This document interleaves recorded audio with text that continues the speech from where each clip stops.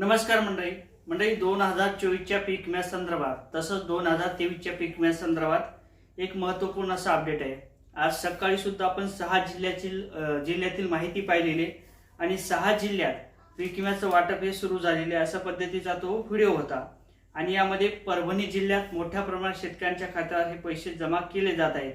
मग कोणकोणत्या तालुक्यासाठी किती कोटीचा निधी आलेला आहे आणि त्याचबरोबर कोणकोणत्या जिल्ह्यात हे पैसे वाटप सुरू झालेले आहे, संपूर्ण माहिती या व्हिडिओच्या माध्यमातून आपण समजून घेणार आहोत।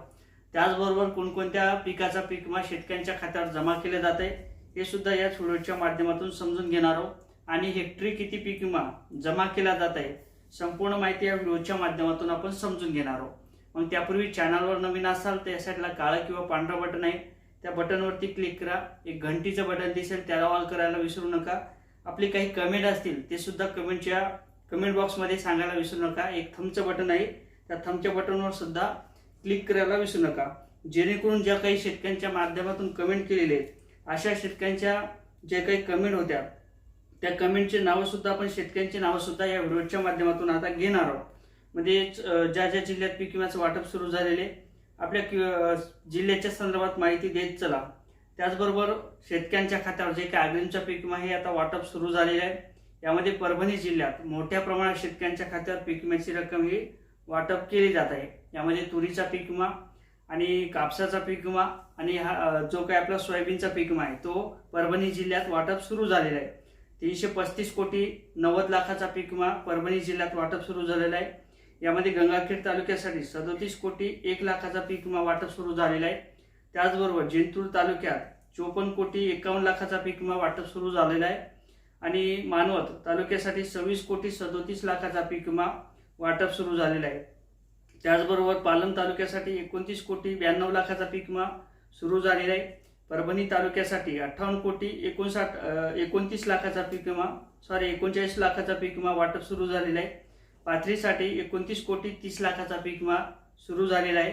पूर्णा तालुक्यासाठी 34 कोटीचा पीक विमा सुरू झालेला आहे। सेलू तालुक्यासाठी 35 कोटी 25 लाखाचा पीक विमा वाटप सुरू झालेला आहे। त्याचबरोबर सोनपेठसाठी 30 कोटी 56 लाखाचा पीक विमा हा सुरू झालेला आहे वाटप। त्याचबरोबर जे काही नागपूरचे शेतकरी ते नागपूरचे शेतकऱ्यांनी सुद्धा कमेंट केलेलं होतं, प्रवीण असं त्या शेतकऱ्यांचं नाव आहे। आणि शेतकऱ्यांच्या माध्यमातून सांगितल्याप्रमाणे परभणी जिल्ह्यात नागपूर जिल्ह्यात सुद्धा पीक विम्याचं वाटप हे सुरू झालेलं आहे। त्यामध्ये तुरीचा पीक विमा, कापसाचा पीक विमा आणि जो काही आपला सोयाबीनचा पीक विमा आहे तो नागपूर जिल्ह्यात सुद्धा वाटप सुरू झालेला आहे। आता बऱ्याच शेतकऱ्यांचे कमेंट येतील, मग काही शेतकऱ्यांच्या खात्यावर पैसे जमा झाले, काही शेतकऱ्यांच्या खात्यावर पैसे जमा झाले नाही, अमुक तालुक्यात पैसे जमा झाले, अमुक तालुक्यात पैसे जमा झालेले, असे बरेच काही कमेंट येत आहेत।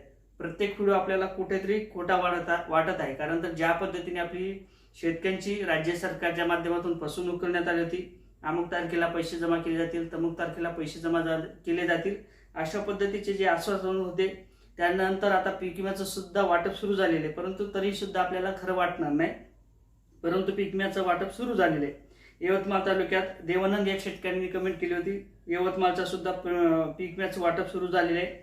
आणि यवतमाळचे जे काही देवान आहेत त्यांचं म्हणणं आहे की शेतकऱ्यांच्या खात्यावर कमी प्रमाणात पैसे हे जमा केले जात आहेत।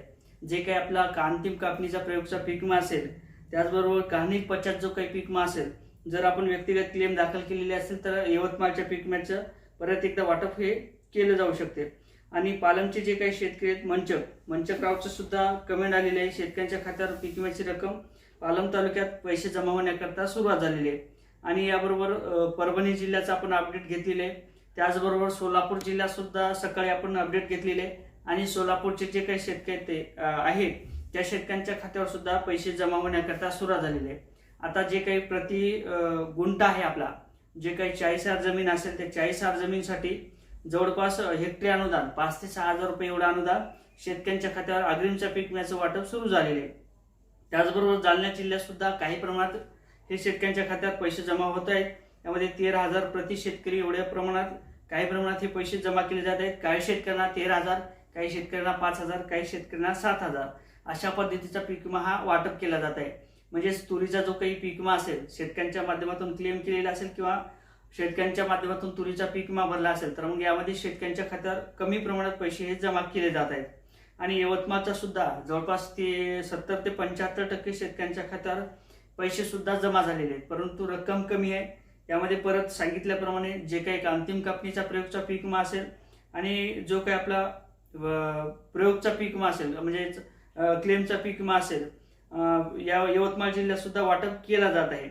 आता त्याचबरोबर बीडचं जे काही बीड जिल्ह्यात 2023चा शेतकऱ्यांच्या माध्यमातून मोठ्या प्रमाणात क्लेम केले होते आणि त्याचबरोबर वाटप सुद्धा झालं नव्हतं 2023च्या पीक विम्याचं. अशा संदर्भात बीडचा पीक विमा आता शेतकऱ्यांच्या खात्यावरती जमा केला जात आहे.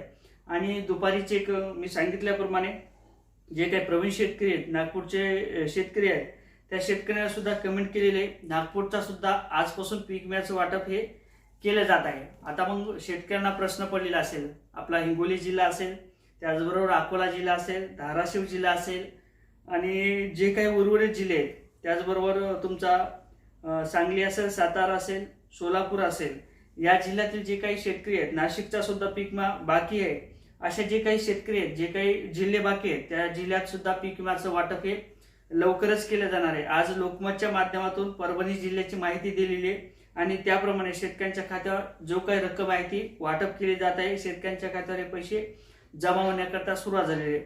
अग्रिमचा पीक विमा असल्या कारणाने आपल्याला कुठेतरी 5,000 रुपये 7,000 रुपये एवढं अनुदान शेतकऱ्यांच्या खात्यावर परभणी जिल्ह्यात वाटप केलं जात आहे.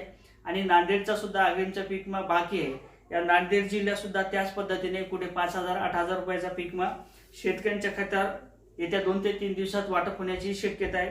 हिंगोलीचा सुद्धा 2 ते 3 दिवसात पीक विम्याचं वाटप हे केलं जाऊ शकते. कारण तर ज्या पद्धतीने पीक विम्याची रक्कम आहे ती बऱ्याच जिल्ह्यात वाटप सुरू झालेले आणि त्याच पद्धतीने अकोला असेल, नांदेड असेल, तुमचा हिंगोली असेल, या जिल्ह्यात सुद्धा पीक विम्याचं वाटप केलं जात आहे. आणि यवतमाळचे सुद्धा शेतकरी बरेच काही बाकी आहेत, त्या शेतकऱ्यांच्या खात्यावर सुद्धा पीक विम्याची रक्कम ही वाटप केले जात आहे. जर आपले काही कमेंट असतील, आपल्या जिल्ह्यात जर पीक विम्याचं वाटप झालेले असेल तर नक्कीच पूर्ण कमेंटमध्ये नाव सांगा, आपला जिल्हा सांगा आणि रक्कम किती जमा झालेली आहे हे सुद्धा सांगा, जेणेकरून आपल्या चॅनलच्या माध्यमातून आणि आपल्या शेतकऱ्यांची स्तुती केली जाणार आहे आणि शेतकऱ्यांची माहिती किंवा त्यांचं नाव सुद्धा सांगितलं जाणार आहे, जिल्ह्याचं नाव सुद्धा सांगितलं जाणार आहे.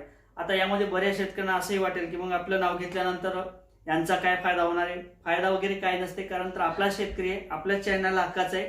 त्यासाठी आपल्या शेतकऱ्यांची प्रसिद्धी असलीच पाहिजे आणि आपल्या जिल्ह्याचं नाव सुद्धा माहीत पडलं पाहिजे इतर शेतकऱ्यांना सुद्धा. त्यासाठी आपण या चॅनलच्या माध्यमातून माहिती देत आहे आणि असेच नवीन अपडेट घेण्याकरता नक्कीच चॅनलवर नवीन असाल तर मग एक साईडला काळं किंवा पांढरं बटन दिसेल, त्याच्यावरती क्लिक करा, जेणेकरून तुम्ही आम्हाला सबस्क्राईब करा आणि जे काही नवीन माहिती असेल ती लगेच तुम्हाला पाहायला मिळेल. जय शिवराय.